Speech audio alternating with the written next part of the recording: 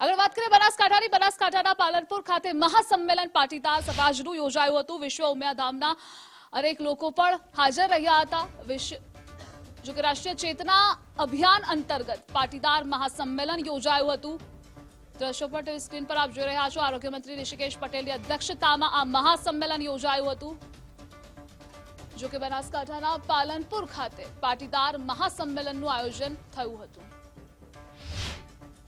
વિશ્વ ઉમિયાધામ દ્વારા અમદાવાદમાં ખૂબ મોટું મંદિર બનાવવાનું કામ ચાલુ થઈ ગયું છે અને સાથે સેવાના અનેક પ્રકલ્પો સાથે વિશ્વ ઉમિયા પાટીદાર સમાજ પટેલ સમાજ દ્વારા આજે એ સંદર્ભે દીકરાઓમાં સંસ્કાર, એજ્યુકેશન, આરોગ્ય, વિવિધ પ્રકલ્પો અંગેની ચર્ચાની આજની આ મિટિંગ હતી અને સાથે જ્યારે આ વિશ્વ ઉમિયાધામમાં અનેકવિધ નવી પ્રવૃત્તિઓ ચાલુ થતી હોય એટલે સમાજની અંદર એની અવેરનેસ પણ ફેલાય અને લોકો એની સાથે વધુમાં વધુ જોડાય અને પોતિકાપણાનો ભાવ ઊભો થાય એના માટેનું આજનું સંમેલન।